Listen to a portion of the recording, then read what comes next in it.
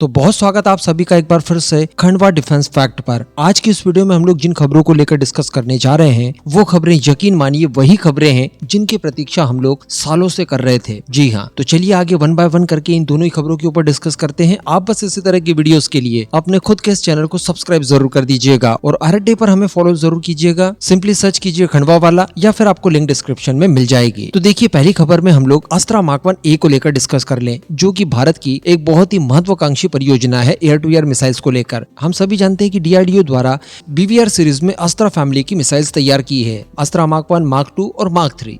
इस समय मार्क 1 की बात की जाए तो वो ऑपरेशनल हो चुकी है। भारतीय नौसेना और वायुसेना दोनों ही इसकी उपयोग करता है। अब इसी को लेकर खबर निकल कर ये आ रही है कि ऑपरेशन सिंदूर जब कंडक्ट किया गया था मई 2025 में, उस समय इस मिसाइल का ऑफिशियली इस्तेमाल Su-30 MKI विमानों से किया गया था। जी हाँ, देखिए IDRW की एक खबर में बताया ये जा रहा है कि अस्त्रा मार्क 1A से सुसज्जित 15 स्क्वाड्रन, जिसे फ्लाइंग लाइसेंस के नाम से जाना जाता है, और इसमें Su-30 MKI विमान शामिल किए गए हैं।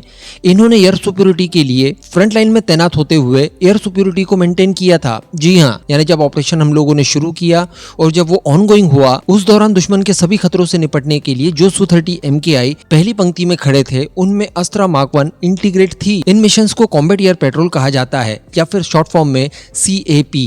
इसी तरह का एक एयर पेट्रोल कॉम्बैट हमारे तेजस ने भी किया था, यानी तेजस हो, Su-30 MKI हो, जो कि अस्त्रा के साथ लेस थे।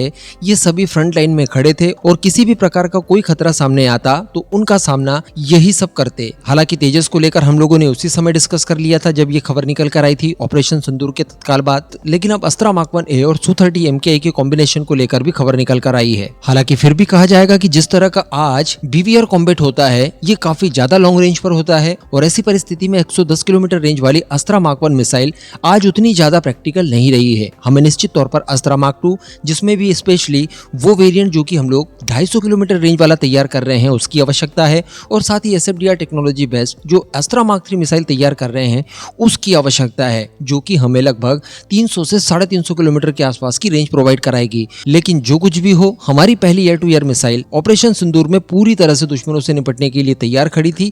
ये अपने आप में गौरवान्वित कर देने वाला पल था। अब अगली खबर की बात की जाए तो ये पश्चिम बंगाल से निकल कर आ रही है। जी हाँ, ये अब तक की सबसे सुकूनदायक खबर मानी जा सकती है। देखिए, पश्चिम बंगाल में इस समय SIR चल रहा है और देखा जा रहा है कि SIR के नाम पर वो सारे बांग्लादेशी अवैध घुसपैठिए वापस भाग रहे हैं जो गलत तरीके से भारत के अंदर रह रहे थे। तो ये काफी अच्छी खबर तो थी, लेकिन यहाँ पर बड़ी समस्या यही थी कि भला ऐसा कैसे कि इतनी बड़ी संख्या में ये बांग्लादेशी अवैध घुसपैठिए अंदर आ जाते हैं। हम लोग क्यों वहाँ पर फेंसिंग नहीं कर देते, जिसे बाड़बंदी कहा जाता है हिंदी में। तो देखिए, नई रिपोर्ट निकल कर आई है। इसमें बताया ये जा रहा है कि बांग्लादेश और पश्चिम बंगाल के बीच में लगभग 2216 किलोमीटर की अंतरराष्ट्रीय सीमा है। अब इसमें तार फेंसिंग तो की गई, लेकिन लगभग 600 किलोमीटर लंबी सीमा अभी भी बाकी है जहां पर तार फेंसिंग नहीं की जा सकी है। इसकी वजह से ही मैं आपको बता दूं कि इल्लीगल घुसपैठिए अंदर आते हैं, यहाँ पर तस्करी वगैरह होती है और तमाम जितने भी इल्लीगल काम है इसी 600 किलोमीटर के क्षेत्र से किए जाते हैं। अब आप यहाँ पर पूछेंगे कि भैया जब इतनी सीमा को कवर कर दिया तो ये 600 किलोमीटर क्यों छोड़ा भला? तो आपको जानकर बड़ा दुख होगा कि पश्चिम बंगाल की TMC गवर्नमेंट ने इस काम में बिल्कुल भी सहयोग नहीं किया,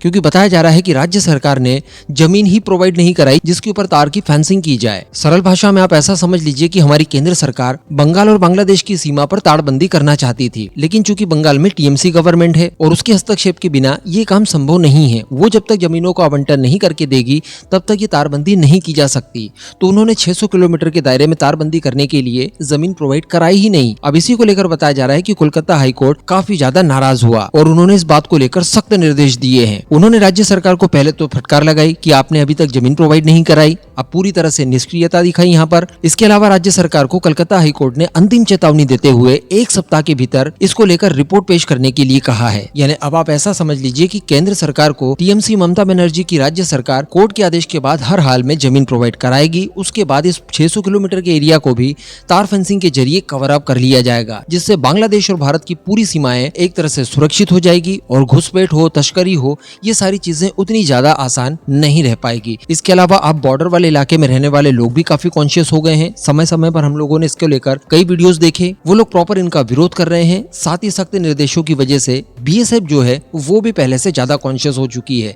जिसकी वजह से अब घुसपैठ या फिर तस्करी काफी ज्यादा मुश्किल हो गई है। तो अब आप ही निर्णय लीजिएगा कि इन दोनों ही खबरों के ऊपर क्या मानते हैं और कमेंट करके हमें जरूर बताइएगा।